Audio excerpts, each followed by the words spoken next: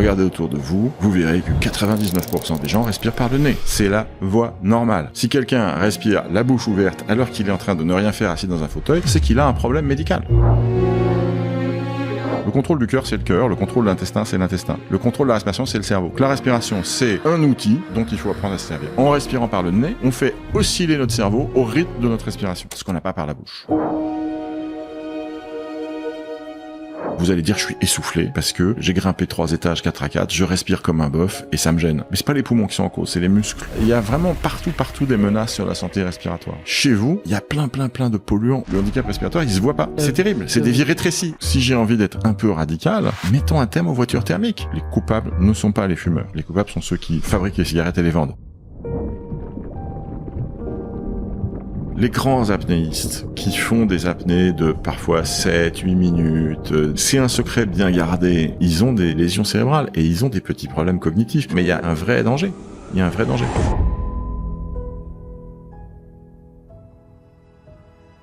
Vous êtes plus de 30 000 personnes à regarder nos vidéos chaque jour, mais pourtant, 80% d'entre vous ne sont pas encore abonnés à notre chaîne. Raph et moi, on se donne à 100% pour vous inviter les meilleurs experts et vous donner le meilleur contenu possible. Alors, abonnez-vous pour nous donner une meilleure visibilité et pour donner encore plus envie aux experts de venir sur notre chaîne. Merci encore, c'est parti pour l'interview. Est-ce qu'il est possible de mal respirer? Il est possible de mal respirer. On peut mal respirer parce qu'on est malade, qu'on a du mal à respirer, que la respiration est douloureuse, c'est une souffrance. Il est possible de mal respirer parce qu'on respire un air de mauvaise qualité. Ça, c'est le côté, pas de côté par rapport à une question qui n'était pas destinée à appeler cette réponse. La vraie réponse, c'est non, il n'est pas possible de mal respirer. On respire, on est vivant, donc on respire et on respire comme il faut. Donc tous les discours qui visent à dire aux gens, oh, mais tu ne sais pas respirer, oh, mais il faudrait que tu apprennes à respirer, c'est des discours qui sont culpabilisateurs et inquiétants. Si vous êtes vivant, c'est que vous respirez et que tout va bien. Par contre, vous pouvez apprendre à faire des choses avec votre système respiratoire qui sont différentes de la respiration quotidienne qui vous amène l'oxygène et qui enlève le dioxyde de carbone. Je prends un parallèle avec la marche. Si vous savez marcher, vous savez marcher. Vous allez d'un point A à un point B. On va pas vous dire tu marches mal, on va pas vous dire il faut que tu corriges ta marche. De toute façon, on peut toujours essayer, ça fonctionnera pas. Ce sont des choses qui sont fixées, apprises, complètement stockés dans nos mémoires neuronales, qui sont ancrés en nous. Et donc, si vous essayez de changer la façon dont vous marchez, ça va marcher le temps que vous y pensiez. Et puis après, vous reviendrez à votre marche normale. Pour la respiration, c'est la même chose. Mais par contre, si on est amateur de football et qu'on admire beaucoup Zidane ou Mbappé et qu'on dit je voudrais dribbler comme ces garçons, ben là, oui, il va falloir travailler. Et donc, c'est le même parallèle. On respire bien, pas de problème, vous respirez bien. Rassurez-vous, vous êtes vivant, vous respirez bien si vous n'êtes pas malade. Si vous voulez maintenant utiliser votre respiration pour faire des choses avec qui ne sont pas respiratoires, 2 exemples. Un, très à la mode, se relaxer. On va le garder, on le développera plus tard. Parce que les bienfaits de la respiration sur la relaxation, ça c'est très important. Et puis l'autre, complètement bizarre, tirer à la sarbacane. Bon, dans les 2 cas, vous utilisez votre système respiratoire, vous le contrôlez, c'est une de ses particularités, mais ça n'est pas pour respirer en tant que tel, c'est pas pour vivre, c'est pour faire quelque chose avec votre respiration. Donc la respiration, c'est une fonction vitale, elle fonctionne bien si vous êtes vivant, premièrement, et deuxièmement, un outil dont il faut apprendre à se servir. Donc déjà, on peut rassurer tout le monde, toutes les personnes qui n'ont pas de pathologie, de maladie au niveau des poumons respirent bien, c'est ce que tu nous dis. Exactement. Et ça, c'est quand même l'opposé de ce qu'on peut lire et entendre partout sur les réseaux sociaux, où on nous dit qu'il faut respirer comme si, par le nez, par la bouche, par une respiration thoracique, abdominale, on développera tout ça, et qu'on va accéder à des choses absolument incroyables en faisant ça. C'est à la fois faux et vrai. Faux parce que on ne peut pas changer la façon dont on respire, comme on vient de le dire. C'est à partir du moment où vous arrêtez d'y penser, vous revenez à votre respiration naturelle. Et c'est vrai parce que ces exercices respiratoires, donc on est dans un autre schéma, vont effectivement amener un certain nombre de bénéfices. Peut-être pas tous ceux qui sont c'est invoqués. Là surtout, je pense, c'est sur les bénéfices obtenus mais oui, la réponse est oui. On va avoir des bénéfices à faire des exercices respiratoires, à contrôler sa respiration. C'est ce qui est magique avec la respiration d'ailleurs, parce que si je te demande là d'arrêter les battements de ton cœur, non seulement tu peux pas le faire, puis ça serait pas très sain.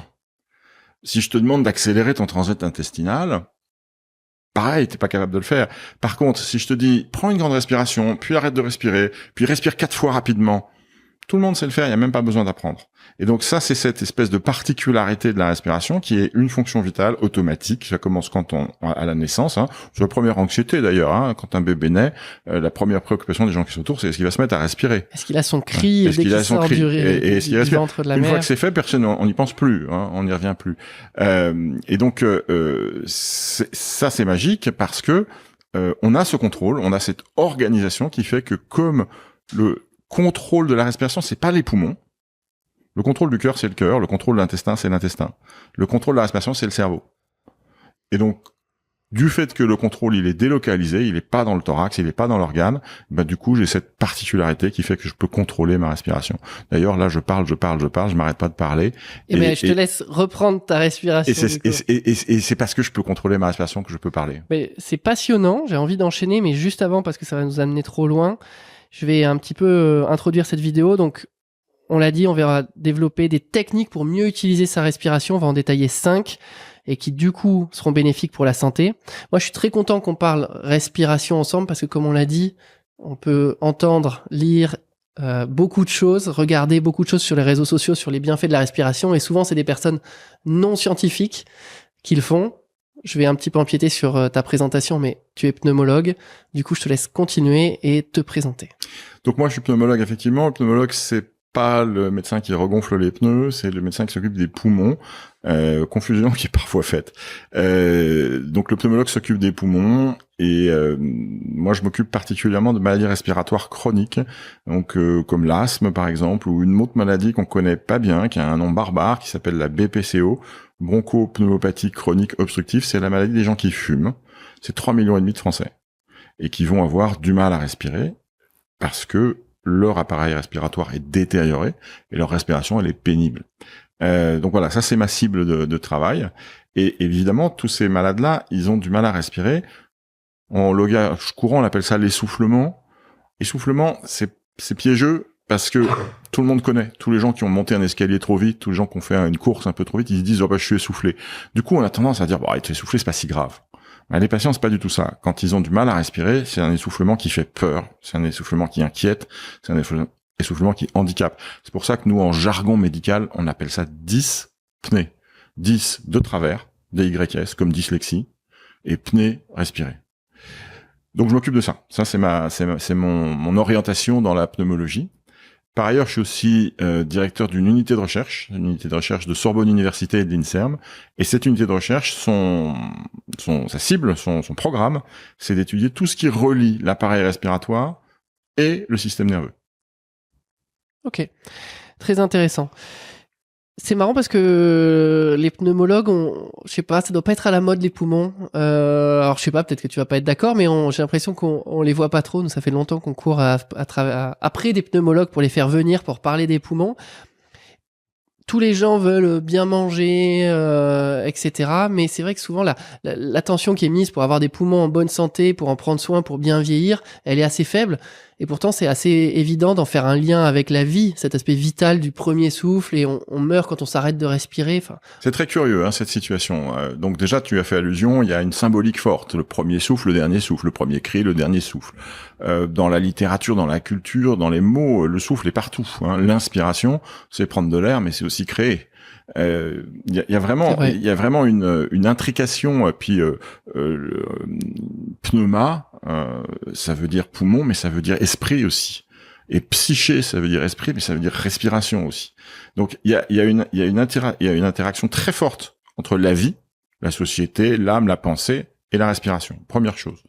Deuxième chose, on a parlé tout à l'heure de ces gens qui ont un handicap respiratoire, qui dans la vie est gâché parce que le simple fait de penser à un escalier, ça les essouffle. C'est une maladie horrible. Il y a 10 millions de Français qui ont un problème respiratoire. Si on doit éviter les escaliers, on doit éviter... C'est terrible, c'est des vies rétrécies. C'est des gens qui petit à petit se rétrécissent, ne sortent plus de chez eux, n'ont plus de contacts sociaux. C'est vraiment un handicap, le handicap respiratoire, un handicap absolument terrible. Et d'autant plus terrible que, contrairement à une chaise roulante, ou une canne blanche, ou un chien d'aveugle, le handicap respiratoire, il se voit pas. Et donc, il y a donc 10 millions de Français, une souffrance très très très grave, Et cette importance du souffle dans la culture, et parallèlement à ça, le contraste que tu soulignais, les maladies respiratoires, on les connaît pas bien, on n'en parle pas, les pneumologues, on les voit pas, etc. C'est très curieux, et c'est quelque chose qui pour nous est difficile. Ça veut dire que nous, on va voir les patients très tard, par exemple. On va découvrir des maladies respiratoires, alors que quand on discute avec les gens, ça fait déjà des années qui sont malades, qui ont du mal à respirer, etc. Donc cette espèce de contraste, il est mal expliqué, mais tout le combat que je mène avec d'autres, je suis bien loin d'être le seul, c'est justement pour promouvoir la visibilité de ces maladies. Mettre en lumière, parce que je suppose que quand tu as quelqu'un qui vient te voir tard, le champ d'action et ce que tu vas pouvoir mettre en place pour essayer d'améliorer son quotidien et sa respiration, bien entendu, c'est beaucoup plus compliqué. C'est beaucoup plus compliqué. Et la meilleure chose étant de prévenir. Or, beaucoup des maladies respiratoires sont possibles à prévenir. Donc, c'est vraiment un souci. Ça aussi, on va bien le détailler. Est-ce que tu peux nous expliquer, si on part un peu de la base, pourquoi est-ce qu'on respire, à quoi ça sert, comment ça se passe? Alors, la respiration, c'est déjà, allez, on va essayer de rester simple, mais quand même, il faut être précis. Le mot respiration qu'on utilise pour désigner le fait que les poumons se gonflent et se dégonflent, il n'est pas approprié. Parce que ça s'appelle, en termes techniques, la ventilation. Et c'est plus facile à comprendre si on fait comme ça. Les poumons, la cage thoracique, le diaphragme, les muscles qui font bouger tout ça, c'est un soufflet. Comme un soufflet pour alimenter la cheminée. Et donc, on va gonfler le soufflet, et puis ensuite, on va pomper le soufflet. Il y a de l'air qui rentre, d'abord, et ensuite, il y a un gaz qui sort, qui n'est plus de l'air, parce que ça n'a plus la même composition, qui élimine les déchets. Ça, c'est la fonction de la respiration. Je prends de l'air, pour pouvoir en extraire de l'oxygène, je rejette des déchets, donc essentiellement du dioxyde de carbone. C'est la ventilation de ça. Mais bon, c'est un mot compliqué, disons respiration. Mais la vérité, c'est que la respiration ne s'arrête pas là. Cet oxygène qui a été absorbé, il va aller alimenter les cellules qui vont l'utiliser pour faire brûler du sucre. C'est la même chose qu'un feu de cheminée. Dans un feu de cheminée, vous avez du bois, c'est le sucre, et vous avez de l'oxygène. Si vous n'avez pas les deux, ça brûle pas. Si vous mettez le bois sous vide, il s'allumera jamais. Et puis, ça fait de la fumée. Et la fumée, c'est le dioxyde de carbone. Et donc, la respiration, c'est un phénomène qui est beaucoup plus compliqué que la ventilation. La respiration, c'est un phénomène qui se passe dans nos cellules. C'est comment les cellules consomment de l'énergie pour fabriquer leurs fonctions.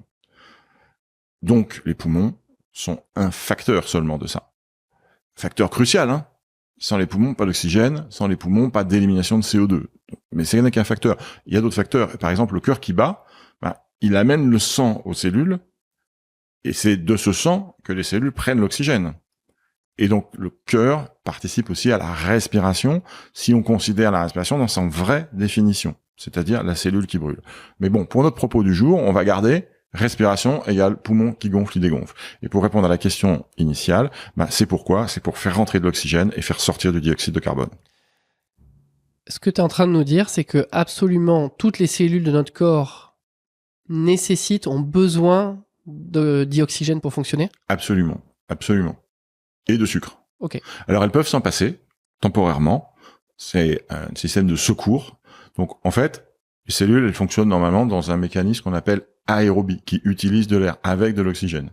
Et puis quand ça va pas, avant que ça s'arrête, il y a une espèce de mécanisme de réserve qui est anaérobie, sans oxygène, et qui va permettre à la cellule de continuer à fonctionner et à brûler, en fait, un peu plus longtemps. Mais ça va pas durer longtemps. Mais si vous êtes sportif, vous faites un petit peu d'exercice, c'est facile à savoir, la respiration aérobie avec de l'oxygène, c'est celle que vous avez faite parce que quand vous avez fait votre sport sans avoir mal aux jambes.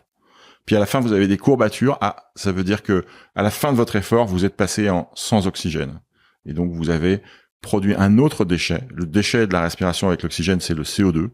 Et si vous êtes passé en sans oxygène, vous avez produit un truc qui s'appelle l'acide lactique, le lactate. Et ça fait mal quand ça s'accumule dans les muscles. C'est très clair.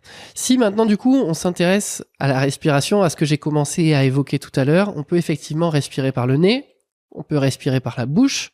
Est-ce que tu peux m'expliquer la différence entre les deux et me dire ce que ça change? Parce que soi-disant, respirer par le nez, ça apporterait des super pouvoirs. Est-ce que c'est vrai? Alors déjà, on va casser un petit peu les choses. Prenez le métro, messieurs, dames qui nous regardez autour de vous, vous verrez que 99% des gens respirent par le nez. C'est la voie normale. Si quelqu'un respire la bouche ouverte alors qu'il est en train de ne rien faire assis dans un fauteuil, c'est qu'il a un problème médical. il a une obstruction nasale, il a une déviation de cloison nasale, il a des polypes, que sais-je. Mais la voie... il est enrhumé. Où il est enrhumé. Mais la voie normale, c'est de respirer par le nez. Donc, et nous respirons par le nez, en fait. Première chose.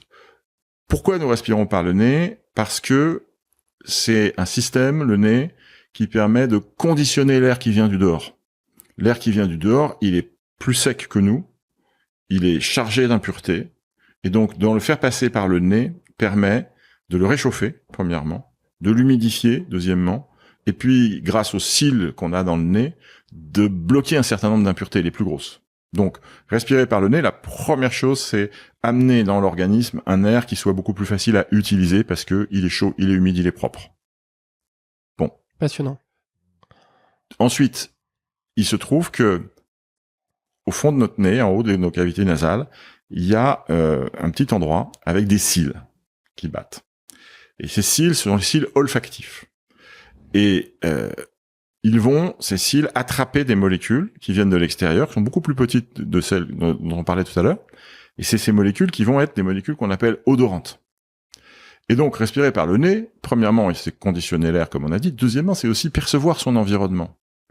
Parce que ces molécules, dès qu'elles se fixent sur les cils, et que les cils bougent, à ce moment-là, on sent une odeur. Donc, imaginez par exemple que vous entrez dans une boulangerie et vous sentez la fameuse Madeleine de Proust là qui est là. Mais si vous arrêtez de respirer, vous la sentez plus. Donc, il faut qu'il y ait de l'air qui bouge, pas seulement des molécules qui se fixent, il faut qu'il y ait de l'air qui bouge pour qu'on sente. Donc, deuxième raison de respirer parce qu'on pourrait croire que l'air va spontanément au fond du nez, même si on respire pas. Mais toi, tu nous dis que non. Il faut que le cil bouge. Pour que le cerveau perçoive l'odeur, il faut qu'il y ait deux choses. Un, la molécule fixée sur le cil. Deux, le cil bouge. Okay. Et donc, ça, c'est une deuxième raison de respirer par le nez, percevoir son environnement. Et alors là, on va rentrer dans un truc qui est très marrant, c'est que ces cils olfactifs qui sont au fond du nez, ils traversent un os qui est à la base du nez, à la base du crâne, pardon, et... Comment on l'appelle? J'essaie de deviner, ethmoïde? Ethmoïde, exactement. Oui. Et donc, en fait, ces cils, dans l'ethmoïde, il y a une petite zone qui s'appelle la lame criblée. Elle est criblée parce qu'elle est pleine de trous. Et ces trous permettent le passage des cils, et du coup, on a finalement dans notre nez un truc qui relie directement le monde extérieur au cerveau. Et ces cils, ils plongent dans un endroit du cerveau qui s'appelle le bulbe olfactif, qui est juste derrière nos yeux, et entre les yeux, au milieu. Et du coup, rendez compte d'un truc, chaque fois que les cils vibrent, pourquoi ils vibrent? Parce qu'on respire, le cerveau vibre aussi. Et donc, quand vous respirez par le nez, vous transmettez au cerveau une information très directe sur la façon dont vous respirez. Et donc, là, on a des recherches qui datent de pas longtemps, hein, c'est maximum 10 ans, qui montrent que dans l'activité électrique de notre cerveau est en permanence en train de faire des branchements, de débrancher, de rebrancher, etc. Tout ça, ça fait une espèce de buzz électrique. Hein. Si on pouvait l'écouter, ça ferait bzzz en permanence.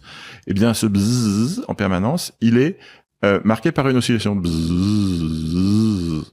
Et cette oscillation, c'est la respiration.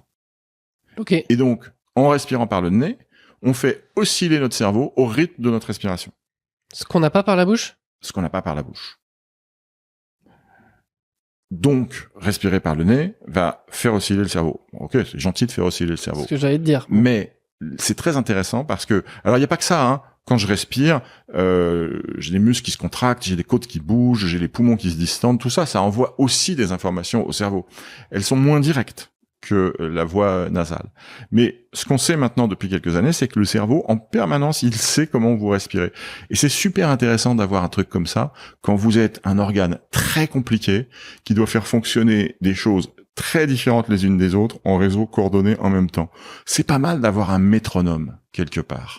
Mais c'est totalement fou d'ailleurs, parce que là, nous, on se parle. Bon, toi, tu parles, moi, j'écoute, donc je suis relativement au repos. Donc, je ventile, je respire d'une manière très lente, et puis avec peu d'amplitude. Je fais rentrer peu d'air et sortir du coup peu d'air de mes poumons. Mais c'est vrai que ce qui est incroyable, c'est que spontanément, ça va s'adapter. Tout à l'heure, je suis allé faire une course, je marchais dans la rue.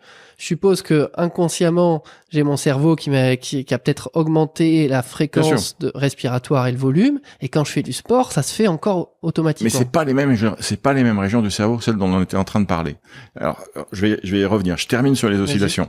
Donc, je disais, donc on est un gros organe compliqué qui consomme beaucoup d'énergie, qui doit faire des trucs extrêmement complexes.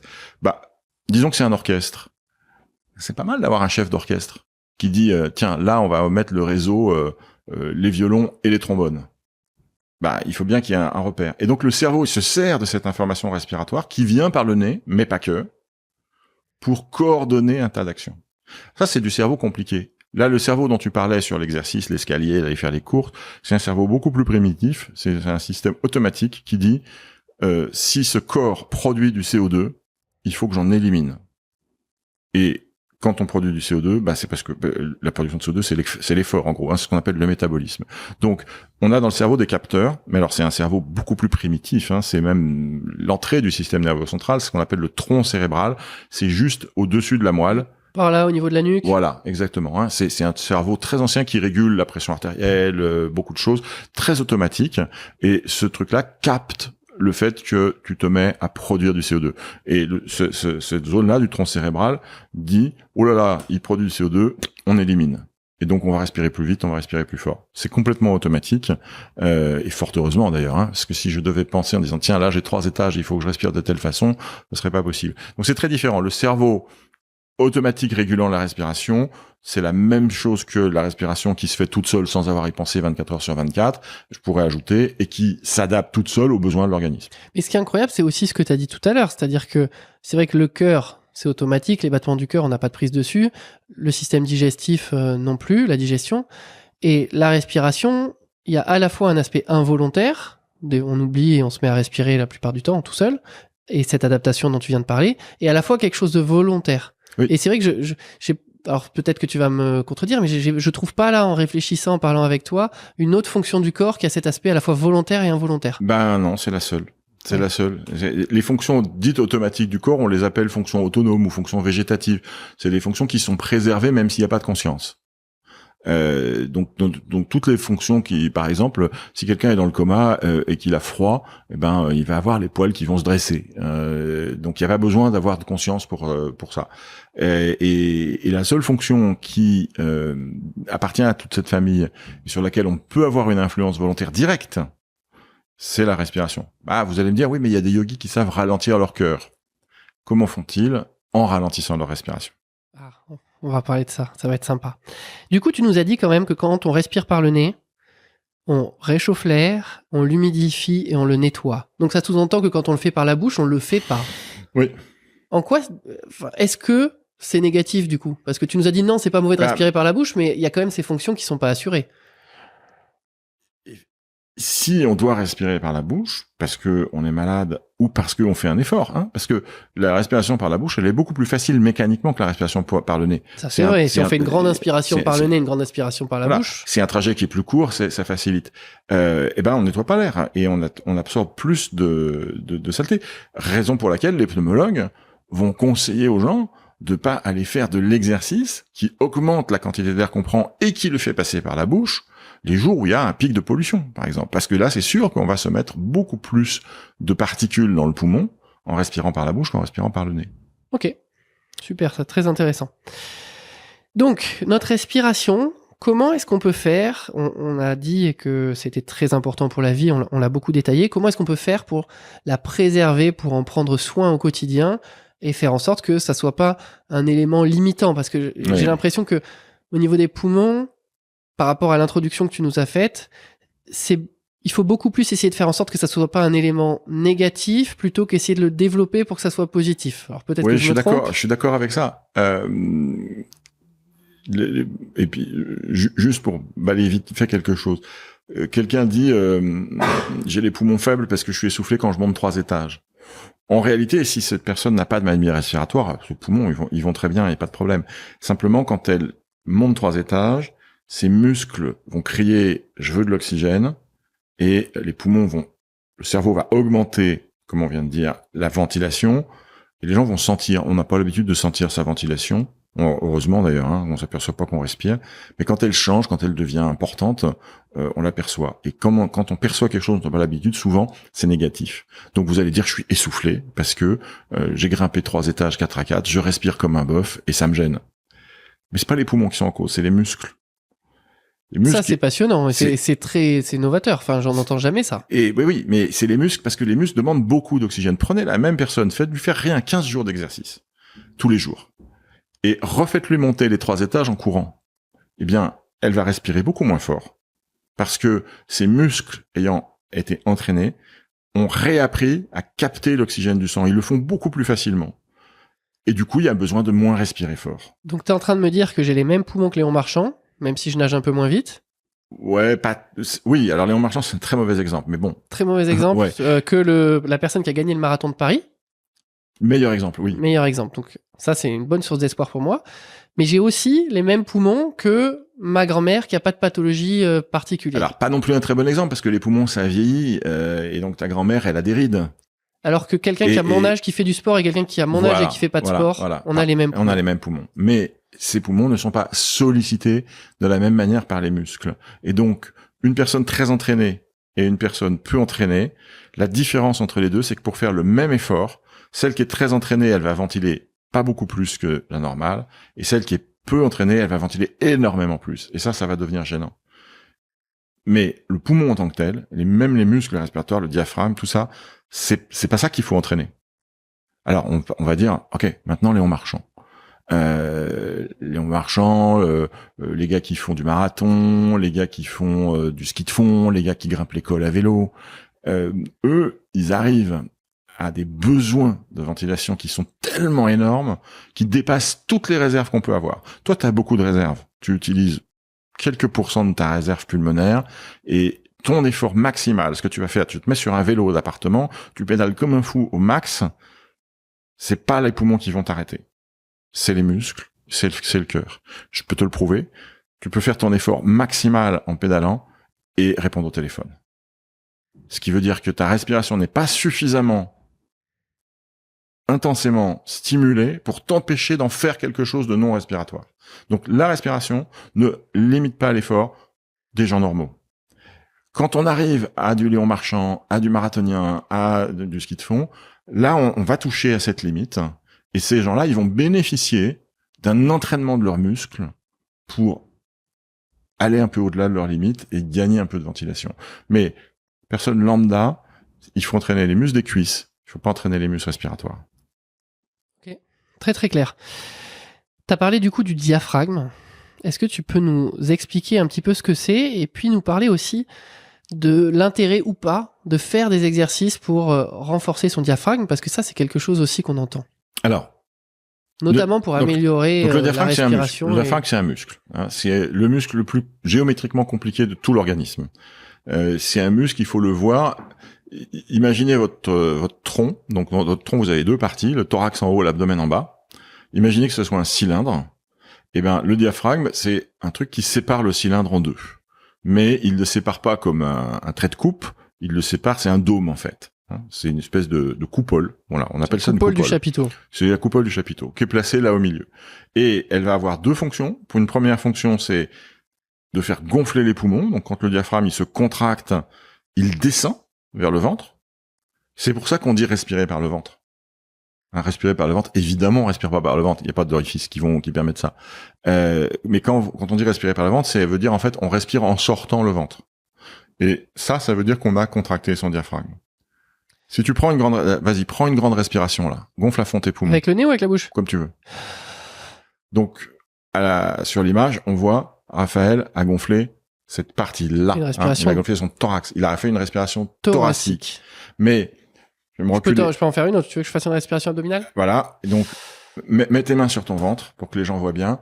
Et vas-y, voilà. Et là, on a vu qu'il a pris une inspiration, son thorax n'a pas beaucoup bougé, mais par contre, ses mains qui sont posées sur son ventre, elles sont parties en avant. Donc ça, c'est ça la respiration abdominale, et ça, c'est la contraction du diaphragme. Donc si les mains, ici, elles rentrent, c'est que j'ai pris avec le thorax, et si elles sortent, c'est que j'ai pris avec le diaphragme. Ça, c'est la respiration diaphragmatique. Il faut apprendre à le faire. Tout pas forcément naturel. La preuve, quand je t'ai demandé de faire une grande inspiration, la nature, tu l'as faite sans le diaphragme. Donc, il faut s'entraîner à le faire. Mais il faut s'entraîner à le contrôler. Le muscler pour qu'il soit plus fort, pas beaucoup d'intérêt.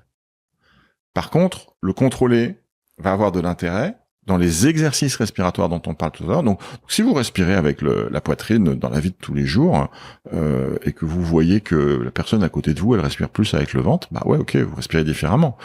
Vous respirez, hein. Il y a pas de problème. Ça n'a pas d'incidence. Ça n'a pas d'incidence, aucune incidence. Par contre, ça va avoir de l'incidence pour les exercices respiratoires parce que contracter le diaphragme, quand on amplifie la respiration, ça privilégie le gonflement des parties basses du poumon, ce qu'on appelle les lobes inférieurs, la partie inférieure du poumon. Logique. Et donc, et cette partie-là, elle est elle est plus volumineuse. Donc, quand on respire avec le diaphragme, on va mieux aérer les poumons et on va avoir une meilleure oxygénation, une meilleure ventilation. Deuxième chose, comme il y a plus de poumons, et ça, on va y revenir tout à l'heure, eh bien, tirer sur le poumon, le gonfler, c'est enclencher des mécanismes de relaxation. Et donc, si je respire avec mon diaphragme, je tire sur une plus grande quantité de poumons, et donc j'augmente les mécanismes de relaxation que je vais enclencher. Donc, réponse, oui, il faut apprendre à respirer avec son diaphragme lorsqu'on fait des exercices. Non, c'est pas la peine de le muscler, sauf si on veut grimper le Tourmalet en danseuse. C'est très clair. Du coup, quand même, moi, je m'attendais à ce qu'on parle, quand je t'ai parlé d'entretien de la respiration, de l'activité physique. Alors, du coup, j'ai pas répondu vraiment à la question. Voilà, t'as répondu un peu, mais pas totalement. Donc, on a fait une partie déjà, qui est l'activité physique. Est-ce que ça entretient la respiration, etc. On a répondu non, c'est les muscles qui sont importants. Maintenant, ces poumons-là, il faut qu'ils marchent. Il faut qu'ils puissent absorber l'oxygène. Il faut qu'ils puissent rejeter le CO2. Et il faut que ce soit indolore quand on les gonfle. Et donc, il faut préserver donc du coup sa santé respiratoire. Et donc là, la réponse, elle est extrêmement simple et aussi extrêmement compliquée. Tu as fait le parallèle avec l'alimentation. Je suis un peu riche, j'ai les moyens, je suis un petit peu capable de comprendre les choses, je vais choisir une alimentation dont on m'aura expliqué qu'elle est bonne pour moi. Manger bio, manger moins de ceci, plus de cela, 5 fruits et légumes par jour, etc.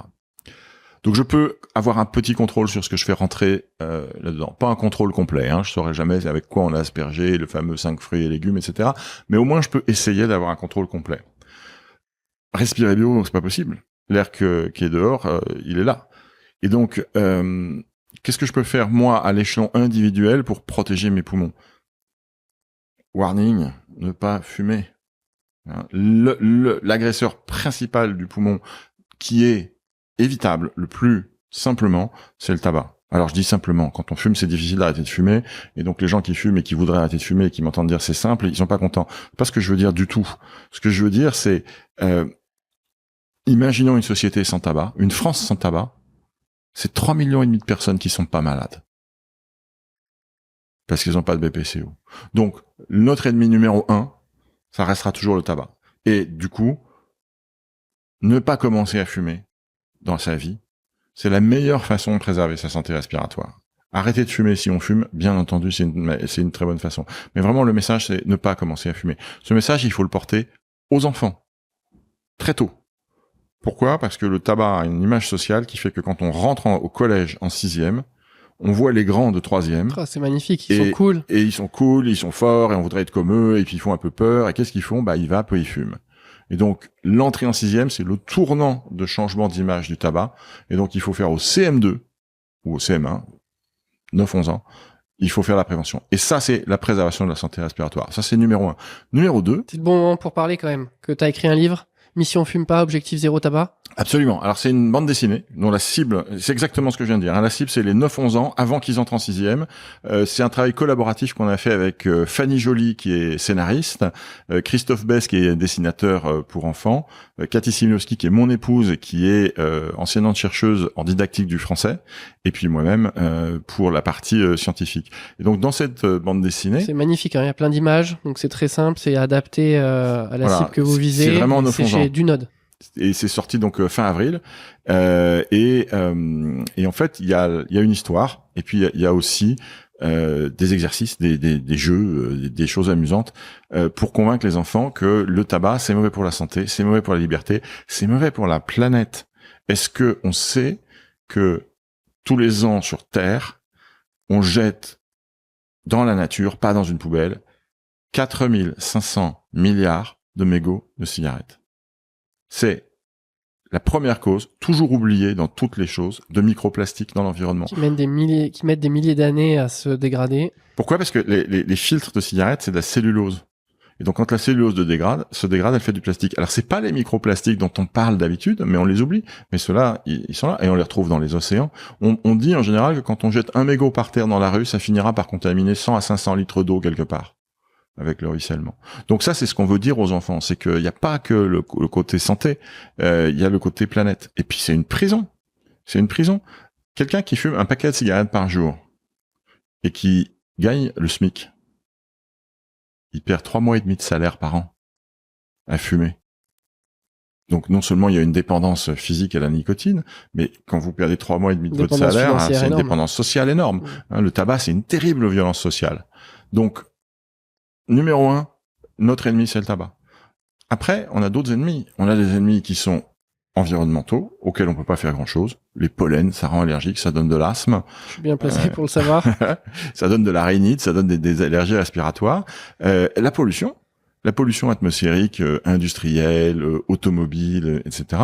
On parle que de CO2 et de réchauffement climatique. Mais il y a une dimension particulière aussi qui est extrêmement importante. Et on est responsable, nos politiques sont responsables de ça.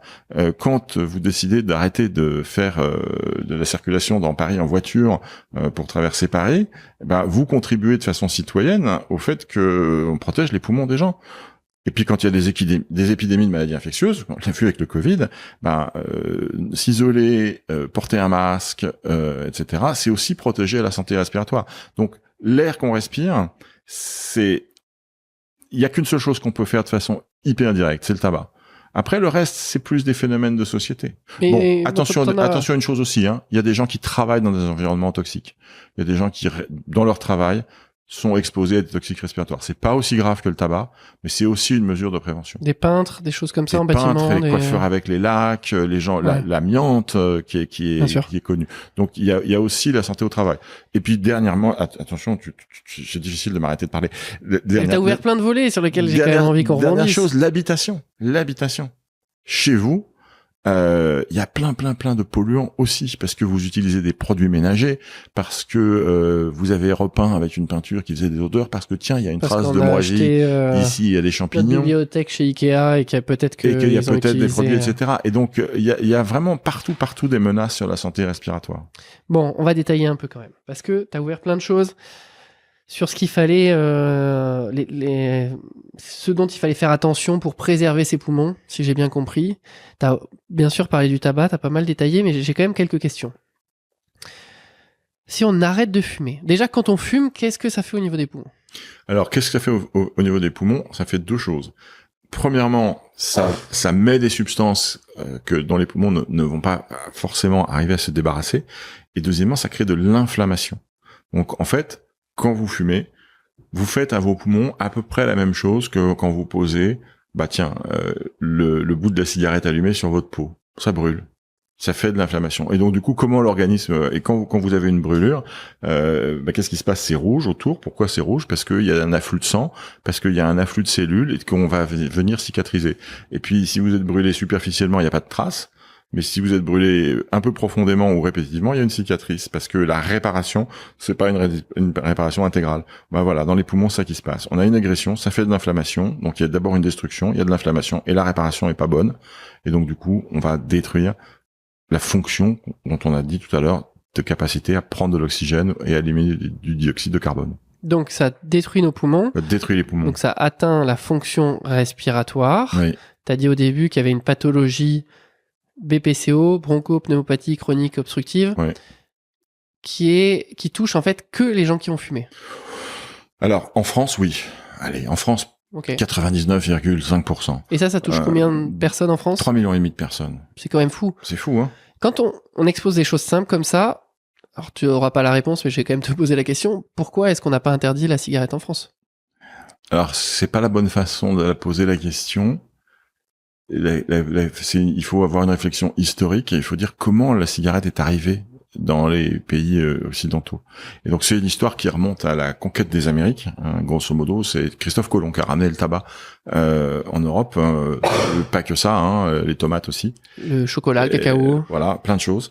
Et le tabac a été en fait un effet de mode. Ça n'a pas beaucoup marché jusqu'à ce que un ambassadeur du Portugal, je crois, en offre à une reine de France qui avait des maux de tête. Et il lui a dit que si elle prisait le tabac, elle allait avoir moins mal à la tête. Base scientifique 0. Mais la reine en a pris. Donc c'était un coup extrêmement fort, parce que cet ambassadeur du Portugal, il avait des intérêts commerciaux, bien sûr. Hein. Le Portugal était, avec l'Espagne, un gros importateur de tabac en Europe. Et ça a été une traînée de poudre. Il n'a pas fallu 30 ans pour que toutes les cours d'Europe soient addictes au tabac à priser. Et puis après, c'est quoi le tabac prisé? C'est du tabac qui n'est pas préparé dans une cigarette, qu'on ne fait pas brûler et qu'on inhale tout simplement. D'accord. Donc on pose en fait dans la main, il y a un petit creux qu'on appelle la tabatière, hein, et on va poser le tabac sur la tabatière. Je sais pas où elle est exactement. Et, elle est là. Voilà, oui, c'est ça. C'est comme ça. Et moi je suis un peu gras, alors je vois pas bien. Mais voilà, elle se met. Donc on va mettre un peu de tabac là-dedans et on va l'inspirer. Et on va avoir les effets de la nicotine sur le cerveau. Et donc, à partir de là, les gens ont commencé à chercher comment on pouvait faire plus facilement. Mais c'est devenu un phénomène de société majeur. La fameuse chanson comptine, enfantine, j'ai du bon tabac dans ma tabatière. Elle se termine comment? Elle se termine en disant j'ai du bon tabac, tu n'en auras pas. Et ce tu n'en auras pas, c'est une très grave punition sociale. Je te prive du plaisir d'avoir du tabac. C'est très connoté. Et donc, ensuite, on a cherché à faire la consommation plus facile et on s'est rendu compte qu'en le faisant brûler, on y arrivait. Et après, on a commencé vers 1830 à avoir les premières cigarettes, etc. Et puis un jour, il y a quelqu'un dans l'industrie qui a dit mais c'est formidable ça coûte pas grand-chose à fabriquer et c'est parti sur du commerce. Et donc, on n'a pas pu interdire la cigarette parce qu'en fait, on l'a promue. Et l'industrie du tabac, avec des moyens qu'on va considérer comme illimités, Philip Morris, un cigarettier, chiffre d'affaires supérieur à la somme de celui de McDonald's et Coca-Cola. Waouh. Ah, j'avais aucune notion à quel point c'était aussi gros. Et alors, quant à la marge bénéficiaire, c'est même pas la peine d'y penser. C'est 2 fois, 3 fois, 4 fois les marges bénéficiaires de l'industrie agroalimentaire. C'est monstrueux. Et donc, avec ces moyens illimités, pendant toute une partie du début du XXe siècle, le tabac a été promu comme bienfaisant. Et on a dit le roi d'Angleterre, le roi Beg, qui a donné le film Le Discours du roi. Il avait ses médecins l'ont fait fumer parce que le tabac allait lui libérer le larynx. Il est mort d'un cancer du larynx. Ça a bien libéré le larynx. Et donc il faut attendre les années. Alors qu'on sait la toxicité du tabac depuis le début. Hein. Les premiers textes qui disent que c'est nocif, c'est 1840. Il faut attendre la fin des années 1960 pour qu'on commence à avoir un discours populaire disant le tabac c'est nocif. Mais l'industrie du tabac fait tout pour combattre ça. L'invention des filtres. Toutes les cigarettes maintenant, 100% des cigarettes ont des filtres en cellulose qui sont promus par l'industrie du tabac comme, vous voyez, comme il est tout noir le filtre, tout ça c'est ce que vous n'avez pas inhalé, donc c'est bon, ça diminue le danger du tabac. C'est faux. Toutes les études scientifiques montrent qu'il n'y a pas la moindre différence en fréquence des maladies respiratoires avec et sans filtre. Okay. Et donc, la question c'est pas pourquoi on a pas interdit le tabac en France, comprendre sociologiquement comment on a laissé cette industrie finalement grâce à ses moyens illimités faire du tabac quelque chose que les gens vont considérer maintenant en France comme une liberté. J'entendais sur France Inter il y a pas très longtemps une émission où il y avait un monsieur très cultivé qui protestait contre les mesures d'interdiction du tabac dans les lieux publics et il parlait justement, on parle des enfants, il parlait des plages, il parlait des parcs, etc.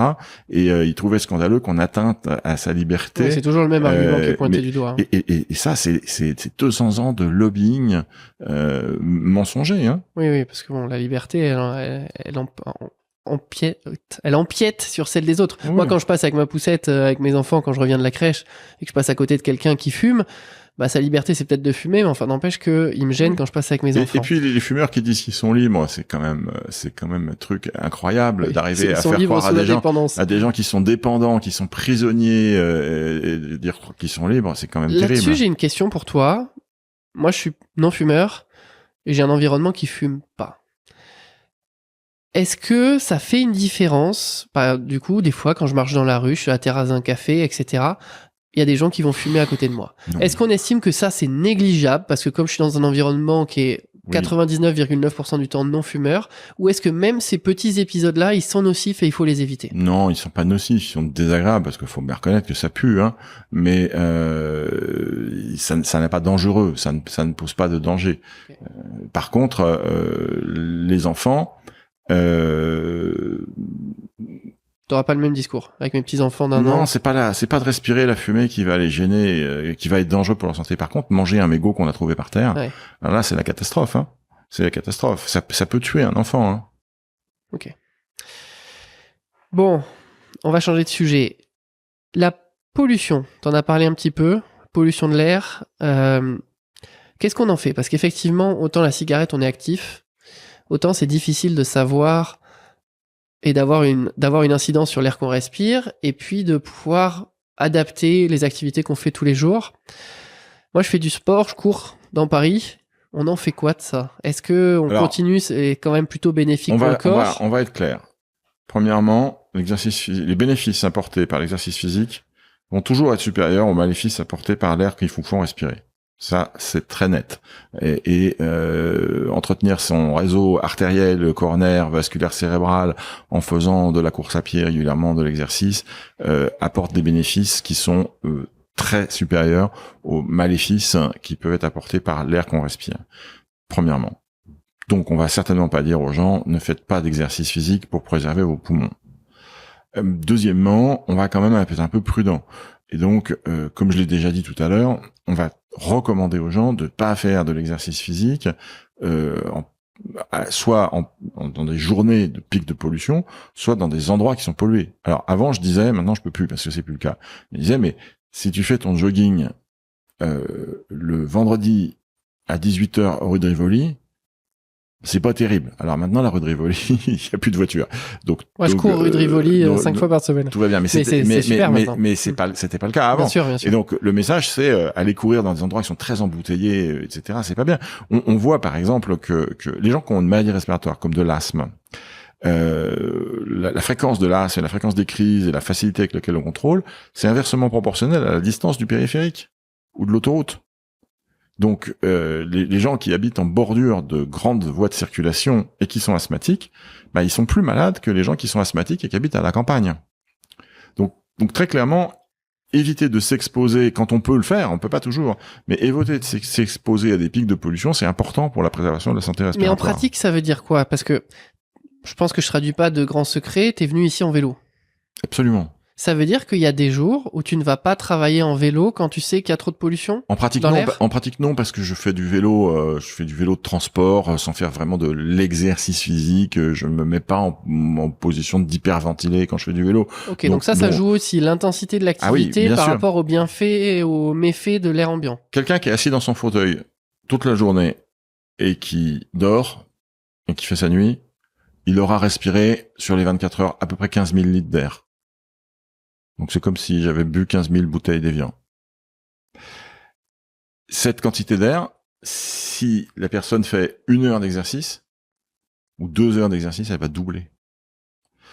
Donc la quantité d'air qu'on fait rentrer, elle est strictement proportionnelle à la quantité de saleté qu'il y a dans l'air qu'on fait rentrer. Et donc si je veux faire de l'exercice en me mettant dans une situation d'hyperventilation, etc., oui, il faut que j'évite de le faire dans un endroit très pollué. Clairement. Mais après, encore une fois, c'est des choix de société. On a beaucoup parlé à la télévision là de l'abolition de la loi qui mettait des zones à faible émission dans le centre de certaines villes. Et on a dit, certains ont dit, il faut abolir ces zones parce que elles font de la discrimination sociale, parce qu'elles empêchent les gens qui ont des vieilles voitures et qui peuvent pas en changer d'aller dans certains endroits. Ce que tu es en train de dire, c'est qu'il y a certains quartiers ou arrondissements de Paris ou d'autres grandes villes dans lesquels on a interdit les voitures. Ouais, ça s'appelait les ZFE, les zones à faible émission. Je suis pas sûr qu'il y en avait à Paris, mais le nom qui m'a frappé, c'est Angers. Donc on dit ouais, c'est de la discrimination sociale parce que en gros les pauvres peuvent pas y aller. Ok. Mais d'un autre côté, dans ces zones à faible émission d'énergie, il y a aucune discussion à faible émission, il y a aucune discussion sur le fait que les particules sont moins abondantes. Et donc que c'est bénéfique pour tout le monde. Et donc que c'est bénéfique pour tout le monde. Donc si j'ai envie d'être un peu radical, je dis, mettons un terme aux voitures thermiques. l'interdiction des voitures thermiques qui était prévue, de la vente de nouveaux véhicules thermiques qui était prévue en 2030, ne la repoussons pas. C'est un moyen d'avancer vers un air plus sain. Donc toi, t'es pro-voiture électrique, même pas pour des raisons écologiques, tu l'es peut-être, mais au moins pour des raisons pulmonaires. L'écologie, c'est trop compliqué. Parce que quand on dit qu'on obtient un bénéfice sur telle chose, il y a toujours des gens qui vous disent oui, mais ça fait un maléfice sur d'autres. Donc, quand on dit la voiture électrique, elle émet pas de particules, il y a un gars qui vous répond oui, mais pour fabriquer les batteries, on fait ceci, on fait cela.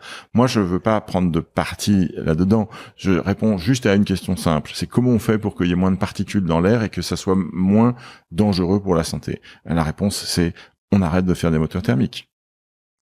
Ok, très clair. Très clair. Très très clair. Du coup, est-ce que t'as une application ou est-ce que tu conseilles, etc., de regarder, par exemple, la pollution de l'air ambiant de temps en temps? Alors, encore une fois, faut pas induire d'anxiété inutile ou de psychose. Des gens en bonne santé, ils vont faire un peu ce qu'ils veulent quand même. Par contre, nous, les pneumologues, on sait très bien que les gens qui ont des maladies respiratoires, quand il y a un pic de pollution, par exemple, ils peuvent faire ce qu'on appelle une exacerbation de leur maladie. Et donc, aller moins bien, nécessiter un renforcement des soins. Au pire, devoir être hospitalisé. Ces patients-là, oui, on va leur conseiller des applications qui leur disent, là, faut pas y aller parce qu'il y a trop de pollution à cette heure-ci. Ou une? Non, je peux pas, parce que en fait, je les connais pas par cœur. Mais il y en a. Il y a des applications qui vous disent en temps réel, tel endroit est très pollué. Je suppose que c'est à peu près les mêmes conditions, non? Enfin, je sais pas, est-ce qu'il faut qu'il fasse plutôt chaud, plutôt froid, qu'il pleuve pas? Alors, c'est très variable parce que quand il fait chaud, il y a beaucoup d'ozone qui peut être toxique pour la respiration, mais c'est pas de la pollution en tant que tel. Okay. C'est plus un effet chimique du soleil sur l'atmosphère, même si c'est quand même un polluant. Mais quand il fait froid et qu'il n'y a pas de vent, il y a aussi beaucoup de particules. Donc il faut vraiment regarder. Les applis de qualité de l'air, elles sont pas mal faites. Mais encore une fois, si vous êtes en bonne santé, que vous n'avez pas de maladie respiratoire, pas de psychose. Hein. Votre demi-heure de vélo quotidienne, elle vous fait beaucoup plus de bien que le risque respiratoire auquel elle vous expose. Ok. Donc s'il y a quelqu'un qui a besoin de regarder ça, il le sait parce qu'en fait il est suffisamment gêné par ses poumons et par les maladies pulmonaires qu'il peut avoir. Et puis s'il a un médecin de bonne qualité, que ce soit un généraliste ou un pneumologue, on lui aura dit ça. Tout à l'heure, tu as dit que la respiration avait un lien avec la relaxation de la personne. Ouais. Est-ce que tu peux détailler, parce que ça je trouve que c'est passionnant. Alors, parce que ça paraît un peu ésotérique et j'ai l'impression que on revient dans notre distinction. On revient dans notre distinction entre respiration et exercice respiratoire. Donc on est en train de parler d'exercice respiratoire. Question, est-ce que il y a des exercices respiratoires qui vont entraîner de la relaxation? Réponse oui. Question, comment? Lesquels? Alors lesquels après? Okay. On va d'abord faire comment. Il y a 3 mécanismes. On a dit, pour changer sa respiration, donc faire un exercice respiratoire, il faut y penser. Et on a dit, dès qu'on arrête d'y penser, on revient à la norme. Donc ça, c'est le premier mécanisme.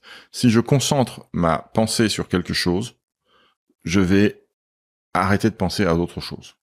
Et donc, le premier mécanisme par lequel un exercice respiratoire entraîne un meilleur confort mental, c'est d'enlever les ruminations, d'enlever les pensées parasites, etc. Pour ça que la méditation, elle est très liée à la respiration. Hein. Dans la méditation, qu'est-ce qu'on fait? On essaie de concentrer sa pensée sur quelque chose et d'évacuer tout le reste. Donc, si je suis en train de faire un exercice respiratoire et que je dois faire une manœuvre et que je dois y penser, eh ben, les pensées parasites comme tiens, y a ma banque qui a appelé parce que j'étais en découvert, elles vont passer au deuxième plan. Donc ça, c'est mécanisme numéro 1. Mécanisme numéro 2, on a dit tout à l'heure, je respire par le nez, ça fait osciller mon cerveau comme un métronome. Eh bien, tiens, voilà, c'est une métaphore que j'avais encore jamais faite, mais je t'en donne la primeur. Si tu règles ton métronome sur un tac tac tac tac tac tac tac très rapide, c'est pas très apaisant. C'est le moins qu'on puisse dire. Si maintenant tu montes le haut du métronome, je pense encore à des métronomes mécaniques maintenant, ils sont tous électroniques, et que ton métronome il fait tac tac tac, c'est beaucoup plus calme. Tout à fait. Eh ben, on a dit que ma respiration, c'était mon chef d'orchestre ou mon métronome du cerveau. Si je la ralentis, je ralentis mes oscillations. Et ralentir les oscillations, ça s'appelle les ondes lentes en jargon, bah c'est apaiser en fait. Et les ondes lentes, c'est quoi? C'est ce qui arrive quand on fait rien, quand on rêvasse. Et puis c'est aussi ce qui arrive quand on s'endort. Le sommeil, c'est une invasion du cerveau par des ondes lentes. Donc si je respire par le nez et que je ralentis ma respiration, je vais faire osciller mon cerveau à un rythme plus lent et donc apaisant. Tu as bien dit par le nez. Par le nez. Parce que par la bouche, ça marche aussi. Parce que, encore une fois, il n'y a pas que le message par le nez qui fait osciller le cerveau, mais ça marche beaucoup moins bien. Mais si vous avez le nez bouché parce que vous êtes enrhumé et que vous faites de la respiration lente, ça va vous apaiser quand même. Surtout qu'il y a un troisième mécanisme, qui est un mécanisme un peu plus compliqué. Nous avons un équilibre en permanence dans notre organisme entre ce qu'on appelle le système sympathique et le système parasympathique. Le yin et le yang. Le système sympathique, c'est l'excitateur. Il est connu parce qu'il passe par un truc chimique qu'on appelle un neuromédiateur qui s'appelle l'adrénaline. Tout le monde connaît ce mot. Oh, j'ai pris un coup d'adrénaline. Oh, j'ai été voir ce film, c'est bourré d'adrénaline. Donc tout le monde sait, adrénaline, excitation. Et puis on a un autre système qui est le parasympathique, qui lui fait l'opposé. Donc l'adrénaline, ça accélère le cœur, ça accélère la respiration, ça fait transpirer, ça fait monter la pression artérielle, ça accélère les ondes cérébrales, ça vous met au top. Et puis il y a un autre système qui fait exactement le contraire. Il ralentit le cœur, fait baisser la pression artérielle, il fait des ondes lentes dans le cerveau. C'est un apaiseur. Donc c'est le parasympathique. On l'appelle aussi vagal ou vague. Quand vous faites un malaise vagal, vous avez vu du sang, vous avez été ému et vous perdez conscience. Perdez conscience pourquoi? Parce que ce système, le curseur a été poussé au max et donc votre pression artérielle, votre fréquence cardiaque ont beaucoup baissé, le cerveau reçoit plus de sang, vous tombez dans les pommes. Ce système vagal, il passe par un médiateur qui lui s'appelle l'acétylcholine, moins connu que l'adrénaline, mais très fort relaxant. Il se trouve que quand je gonfle mes poumons à fond, quand je tire sur mes poumons, je les distends, je vais favoriser le système parasympathique, je vais relâcher de l'acétylcholine. Pourquoi? C'est pas, la nature a pas dit tiens, je vais mettre un système relaxant. C'est parce que les poumons, quand ils se gonflent, à un moment donné, il faut qu'ils s'arrêtent de gonfler. Sinon, ils explosent. Sinon, ils explosent. Et donc, on a un système, c'est pas une option dans la voiture, c'est vraiment, ça fait partie du moteur. On a un système inhibiteur. Donc, à chaque fois qu'on inspire, le cerveau dit, ah, là, c'est bon, ça suffit, il faut arrêter. Et pour arrêter, qu'est-ce qu'il fait? Il envoie un petit coup d'acétylcholine qui va inhiber. Et donc, ça aide à arrêter l'inspiration. Et donc, je peux forcer ce système. Si je fais comme ça, mon cerveau, il dit, non, mais ça va pas, là, ça va exploser, là. Hop, acétylcholine à fond. Et du coup, l'effet secondaire de l'acétylcholine, c'est le côté ralentissement de la fréquence cardiaque, ralentissement de la baisse de la pression artérielle, et du coup ralentissement des ondes cérébrales parce qu'il y a moins de sang qui arrive. J'ai dit tout à l'heure, le yogi qui dit qu'il sait ralentir sa fréquence cardiaque, en fait, il le fait par sa respiration, c'est comme ça qu'il le fait. Donc en fait, il agit par sa respiration sur la libération d'acétylcholine, voilà, qui va ensuite apaiser le corps et ralentir notamment le cœur. Ça, c'est passionnant. Notamment. Donc 3 mécanismes. Hein. On se concentre sur sa respiration, on pense pas à autre chose. On fait osciller le cerveau plus lentement. Et donc ça induit la relaxation. Et troisièmement, on libère de l'acétylcholine et on stimule le système vagal. Ça, c'est incroyable. Du coup, il y a plein de disciplines qui se disent relaxantes pour le corps.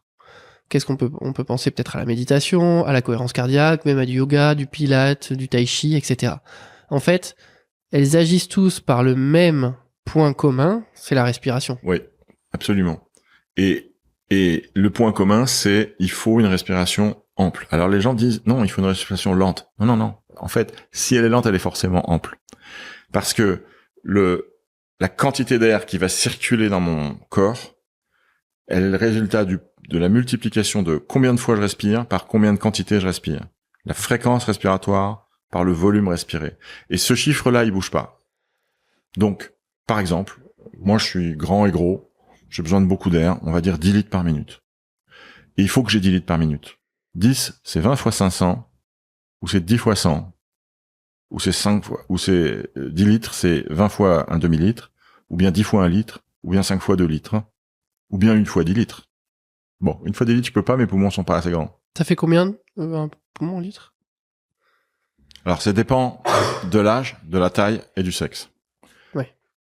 Alors, disons qu'une petite femme, ça va être une petite femme jeune, une petite femme âgée, ça va être 2 litres 5, 3 litres. Et un grand jeune homme fort, ça peut aller jusqu'à 7 litres. Ok. Léon Marchand, ce sera 8,5, 9. Pourquoi? Parce que Léon Marchand, il a fait un sport dans sa croissance, qui lui a fait une grande cage thoracique. Je m'égare. Donc, C'est moi qui t'ai égaré. on doit rester à 10 litres. Donc, 20 fois 500 millilitres, c'est la même chose que 5 fois 2 litres. Donc, quand je ralentis ma respiration, je passe de 20 à 5. Forcément, j'amplifie ma respiration. Je passe de 500 millilitres à 2 litres. Et c'est pas de passer de 20 à 5 qui fait beaucoup, ça fait un peu. Mais ce qui fait beaucoup, c'est de passer de 500 millilitres à 2 litres. Et ce 2 litres, c'est lui qui va ralentir le cœur. Donc toutes ces techniques, je reprends le fil, toutes ces techniques, elles ont en commun d'entraîner une respiration plus ample. Donc c'est ce que j'allais te dire, simplement pour qu'on soit très très clair. Montre-nous une façon de respirer qui permet de se relaxer. Alors, la plus populaire, la plus connue, c'est la cohérence cardiaque. La cohérence cardiaque, elle ajoute un mécanisme d'amplification du parasympathique qui est, en plus d'avoir une respiration ample et de relarguer de l'acétylcholine, elle synchronise 2 mécanismes de relargage de l'acétylcholine, le respiratoire et un autre sur lequel on va pas rentrer, mais qui est un mécanisme cardiaque. Et en fait, la cohérence cardiaque, c'est on peut prendre comme image les ponts qui entrent en résonance et qui s'écroulent. En fait, on fait passer une troupe de 10 000 personnes sur un pont. Qui marche ou pas. On leur donne pas de consigne, okay. Donc elles marchent pas. Elles marchent tous à leur rythme. Il y a pas de problème. Et puis, si on les fait marcher au pas, il va y avoir plus qu'une seule. Alors, il y avait 10 000 ondes différentes qui se mélangeaient, et si on les fait tous marcher au pas, il y aura plus qu'une seule onde. Et cette onde, elle va faire balancer le pont, et potentiellement, elle va casser. Et donc, là, la cohérence cardiaque, elle joue sur les 2 phénomènes. Respiration ample, d'un côté, et puis, mise en cadence, de l'autre. Et donc, on peut le faire. La respiration cardiaque, c'est, on va inspirer sur 5 secondes, puis expirer sur 5 secondes. Donc, un cycle va faire 10 secondes. Et on va continuer comme ça, sans pause, sans s'arrêter. Plutôt par le nez. Plutôt par le nez, toujours. Hein. Bon, là, je vais le faire par la bouche parce que je vais compter en même temps. Donc, j'inspire. 1, 2, 3, 4, 5. 1, 2, 3, 4, 5. 1, 2, 3, 4, 5. Et je continue. Donc ça, c'est la respiration de la cohérence cardiaque. Combien de cycles on fait ? Alors, on fait comme on a envie. Alors, la recommandation, c'est souvent on dit, il faut faire 5 minutes matin et soir. Bon. Ok. Mais donc là, on est sur les bienfaits de la cohérence cardiaque, on a vraiment détaillé, enfin, de la respiration, mais là, on l'a incarné par la cohérence cardiaque. On est sur quelque chose de scientifique. Alors, là, on va faire une petite parenthèse. On va dire, scientifique, ça veut dire quoi? On va parler de niveau de preuve. Il y a 2 niveaux de preuve qu'il va falloir considérer. Le plus fort niveau de preuve, c'est celui qui va m'autoriser à prescrire un médicament pour traiter une maladie. Ça, c'est ce qu'on appelle un niveau de preuve fort, un niveau de preuve opérationnel. Ce sont des études qui impliquent des milliers de patients. On va comparer le traitement à un placebo ou à un autre traitement et on va dire, je montre avec des conditions méthodologiques très strictes que traiter l'hypertension, ça diminue la fréquence des accidents vasculaires cérébraux. C'est prouvé parce qu'il y a 1, 2, 3, 10 essais, des milliers de personnes. Et la conclusion est béton. Et la conclusion est béton. Donc ça, c'est la preuve absolue. Cette preuve-là, on ne l'a jamais pour aucune technique respiratoire. Après, il y a un deuxième niveau de preuve qui est ce qu'on appelle la preuve de concept, qui est scientifique et qui dit ouais, il y a quelque chose. Faire 5 minutes de cohérence cardiaque matin et soir, j'ai testé sur 100 personnes. Tout à l'heure, je parlais de plusieurs milliers, voire dizaines de milliers. Là, maintenant, j'ai testé sur 100 personnes. Je leur ai fait faire de la cohérence cardiaque 5 minutes matin et soir pendant 2 semaines. Et au bout de 2 semaines, j'ai constaté que ils avaient un score d'anxiété plus faible sur un score, par exemple. Si c'est bien fait, comme étude, c'est valide pour dire il y a quelque chose. Et la seule conclusion qu'on peut en tirer, c'est j'ai une preuve de concept. Donc pour maintenant m'en servir comme recommandation formelle parce que ça va aider les gens à avoir une meilleure santé, il faut que je passe à l'autre niveau de preuve. Et ça, je ne peux pas le faire parce que pour le faire, il faut énormément d'argent. L'industrie pharmaceutique, elle a tous les moyens qu'il faut pour faire des preuves formelles autorisant la mise en œuvre d'un médicament sur le marché. Mais il y a personne qui va avoir les moyens de prouver que la cohérence cardiaque est bonne pour réguler la pression artérielle parce que ça demande beaucoup trop de fonds et d'argent. Donc tout ce que je peux dire, c'est il y a un signal, on appelle ça un signal. Il y a un signal et ce signal devrait me faire des études cliniques. Ok, mais n'empêche, je l'utilise quand même. Alors là, il y a une condition. Pour utiliser en pratique, deux conditions. Pour utiliser en pratique une technique qui a sa preuve de concept et rien de plus, il faut deux choses. Premièrement, elle ne doit pas faire de mal. Donc, si je fais de la cohérence cardiaque, est-ce que je risque de me faire du mal? La réponse est non. Là-dessus, c'est Donc, plutôt simple. Je peux y aller. Deuxièmement, elle ne doit pas freiner l'accès et la demande d'accès aux médecins. Et donc, si je fais de la cohérence cardiaque, on m'a dit que j'avais de la pression, j'avais une noix, j'ai été chez le médecin et il m'a trouvé une pression artérielle un peu élevée, mais je fais 15 jours de cohérence cardiaque et ça va mieux, d'ailleurs je vais continuer, et donc du coup le médecin j'y retourne pas. Là il y a danger. D'accord? Donc, toutes ces méthodes-là, elles ont des bénéfices du niveau preuve de concept.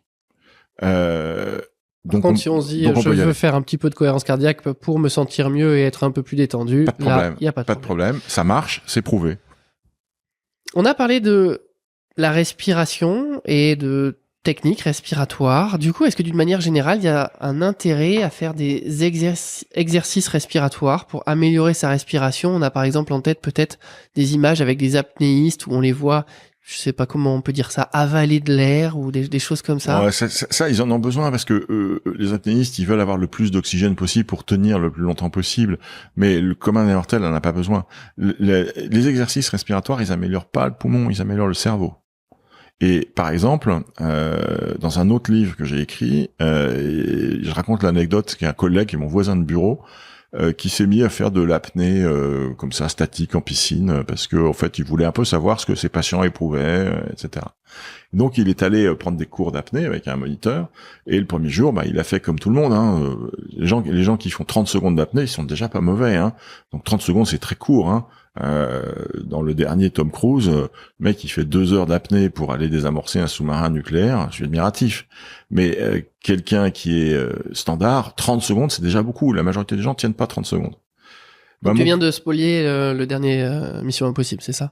Tout le monde l'a vu, non, déjà. Et donc mon collègue, il a fait ses 30 secondes comme tout le monde, et peut-être il a forcé en faisant 40, puis à la fin il était pas bien. Maintenant il fait 4 minutes. Énorme, 4 minutes d'apnée. Considérable. À la limite du dangereux. Parce que 4 minutes sans oxygène dans le renouvellement du cerveau. Mais ses poumons n'ont pas changé, hein, avec l'entraînement. Il a rien fait du tout pour entraîner ses poumons. Il a entraîné son cerveau. Il a entraîné son anxiété. Il a appris à contrôler sa peur. Donc il a entraîné son cerveau à moins s'alarmer quand les niveaux d'oxygène baissent dans le corps. Exactement. Il y a un type dont le nom m'échappe, mais c'est dommage que son nom m'échappe. C'est un garçon qui a le record du monde de distance parcourue en apnée sous la glace. Le gars, il fait un trou dans la glace et puis il nage le plus loin possible. Et au bout, il y a des gars avec une tronçonneuse pour lui ouvrir la glace à l'endroit où il est arrivé. Il y a une vie bien ennuyante par rapport à certaines personnes. Et donc, ce gars-là, il dit une chose qui est très importante. Il dit, j'ai appris à différencier le besoin de respirer. Ça, on n'échappe pas. C'est mon corps a besoin de respirer. De l'envie de respirer. Et en fait, en dissociant les deux, il peut tenir beaucoup plus longtemps parce que, ok, il sent bien que son corps réclame, mais il n'y a pas encore d'alerte vraiment physiologique, entre guillemets. Et donc, c'est ça qu'il faut travailler. Et du coup, développer la capacité pulmonaire, encore une fois, c'est un peu comme tout à l'heure pour le vélo, ça n'est utile que si on a vraiment besoin d'avoir de l'oxygène en plus. Ça me fait penser à cette différence entre l'envie de manger et la faim. En fait, on va être attiré par un Mars, un Snickers, n'importe quoi, du saucisson, et pourtant on n'a pas besoin forcément de manger, et si on mange pas, il va rien se passer. Si moi, par exemple, qui vous parle, je ne mangeais que ce dont j'avais besoin, je serais beaucoup plus mince. Ce que tu viens de dire sur l'apnée, alors moi j'adore, j'ai adoré le Grand Bleu quand j'étais petit. Ouais. Je suis sur Insta, je sais plus ce Français qui descend très profondément.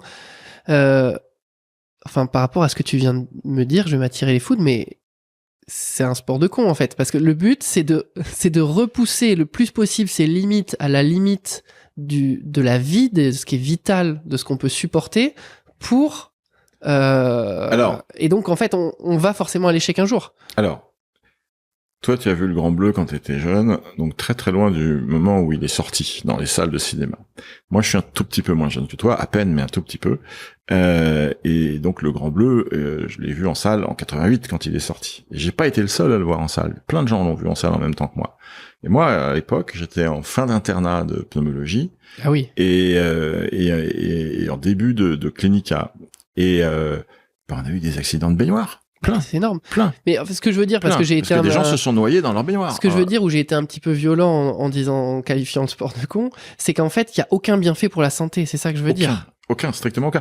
Et moi, puisqu'on est en train de se jeter en pâture là, aux réseaux sociaux, etc., continuons. Les grands apnéistes qui font des apnées de parfois 7, 8 minutes, des profondeurs. Je crois que le record du monde d'apnée, c'est 12 minutes. C'est un secret bien gardé, mais ils n'ont pas d'un cerveau normal, ils ont des lésions.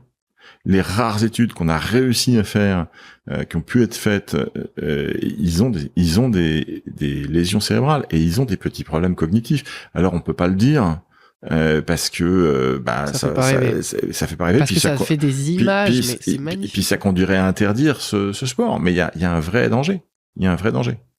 Et ça n'a aucun bienfait pour la santé. C'était sans cela que je dis ça. Par contre, l'apnée peut avoir beaucoup de bienfaits pour la santé mentale. Ça peut être très relaxant de faire une apnée. Dans les techniques respiratoires dont on a parlé de la cohérence cardiaque, mais il y en a un nombre incroyable. Il y en a plein. Et on va vous dire que de respirer de telle façon va vous faire ça à votre karma, mais de telle autre façon on va faire ça, etc. Alors là, les preuves de concept, je les ai pas. Par contre, et donc tout ce qu'on peut raconter sur la respiration en carré, elle est plutôt meilleure pour ceci, la respiration tout ça, c'est pourquoi pas. Hein, il faut pas être sceptique a priori, hein, et surtout quand les choses viennent parfois de milliers d'années. Donc il y a plein de découvertes scientifiques qui ne sont que l'élucidation de vieilles légendes. Donc je suis pas en train de dire c'est de la foutaise, pas du tout. Pardon. On va faire un peu de montage. Je suis pas en train de dire c'est des calembredaines, pas du tout. Mais il y a pas la preuve. Donc faut faire attention et du coup quand on s'engage là-dedans, faut le faire avec recul. Il y a des bienfaits au niveau niveau mental, tu l'as dit. Donc voilà, je fais mon mea culpa à Jacques Mayol. Mais l'apnée l'apnée tout court fait partie des techniques de relaxation. Simplement, il faut faire attention à ce qu'on fait. Parfait. Pour terminer, je te propose qu'on finisse avec les 2 questions qu'on pose à tous nos invités.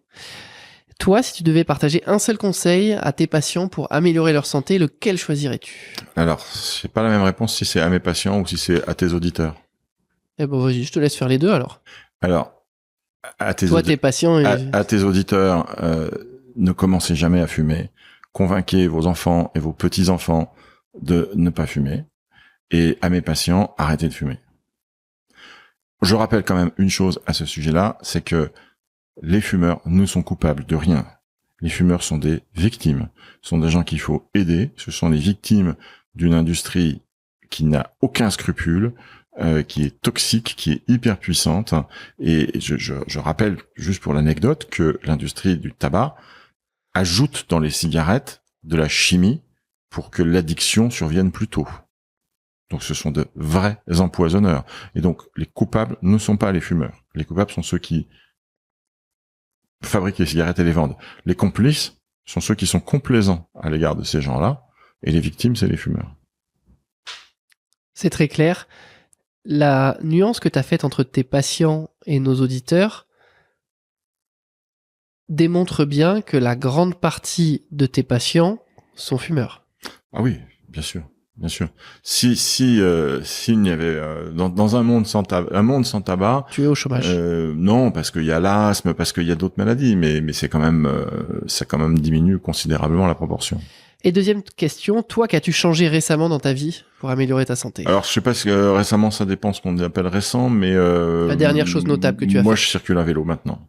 C'est-à-dire que je vais travailler je vais travailler, je vais faire les courses, je me déplace exclusivement à vélo ou à pied, mais quand j'ai le temps. Mais j'ai intégralement renoncé à l'automobile pour autre chose que d'aller en week-end ou en vacances. On est deux, j'en ai parlé ici, moi en long, en large, en travers, je fais la même chose que toi. Qu'est-ce que t'en as ressenti comme bienfait quand t'as changé ça? Toi, t'as sûrement un regard un petit peu différent en tant que pneumologue. Et puis t'as ton expérience également, donc c'est intéressant. Le bienfait que j'ai ressenti, c'est pas de santé physique. Il y en a sûrement, mais c'est pas perceptible. Par contre, ce qui est perceptible, c'est de santé mentale. Encore une fois, quand j'étais automobiliste, que j'étais longtemps dans Paris, il m'arrivait de sortir de ma voiture dans un état de rage absolument consommé. Ça m'arrive moins en vélo. Cela dit, c'est en train de revenir, hein, parce que il y a beaucoup de vélos et je trouve que c'est de plus en plus difficile de se déplacer sereinement, hein. C'est noté. Je pense qu'effectivement, c'est quand même un très très bon conseil que moi-même j'ai adopté et j'ai vu pas mal de différences. Merci beaucoup, professeur Similovski, d'avoir répondu à notre invitation. On a quand même, je vais finir avec quand même en parlant de ton deuxième livre, parce que c'est vrai qu'on a présenté celui sur le tabac, mais t'en as écrit un autre sur les super pouvoirs de la respiration aux éditions Albin Michel, où là tu parles beaucoup plus de, en fait, la majeure partie de la discussion qu'on a eue là. Oui. Voilà. Donc il y a ces deux livres, il y en a un autre en préparation. T'as quelque chose à ajouter là-dessus? Alors, ce que je voudrais, donc le livre des super pouvoirs de la respiration, j'ai deux choses à dire. Premièrement, je l'ai pas écrit tout seul. On l'a écrit en duo avec un monsieur qui s'appelle Guillaume Jacquemont, qui est journaliste scientifique. Et donc, il faut rendre à César ce qui appartient à Jules. Et effectivement, dans ce livre, on peut retrouver beaucoup de choses qu'on a dit aujourd'hui. Le message que je voudrais quand même donner à tes auditeurs, mais de façon générale, c'est il faut qu'on milite tous, qu'on soit tous convaincus qu'on a le droit de respirer sans s'en préoccuper. Respirer sans s'en préoccuper, ça veut dire pas avoir de souffrance quand on respire. Donc ça veut dire reconnaître les maladies respiratoires, les prendre en charge, les désinvisibiliser. On disait au début qu'elles étaient très invisibles. C'est donc s'occuper des gens qui ont des maladies respiratoires, premièrement. Et deuxièmement, il faut aussi ne pas avoir peur d'attraper des maladies avec ce qu'on respire. Donc ça, c'est pour moi deux droits. C'est un droit universel. Respirer, le droit de respirer sans s'en préoccuper. Ça ne me fait pas mal, j'ai pas peur de ce que je respire. Et j'ajouterais, pour la petite touche finale, un petit peu d'humour, c'est que tous les gens qui m'expliquent qu'il faut que je respire comme ci ou comme ça, ils enfreignent le droit de respirer sans s'en préoccuper. Je respire très bien, monsieur, madame, mademoiselle, les enfants, vous respirez très bien. Vous voulez apprendre à jouer avec votre respiration? Alors là, c'est autre chose. Merci, professeur Similovski, d'avoir répondu à notre invitation. Merci beaucoup. C'était le podcast de GG Raph.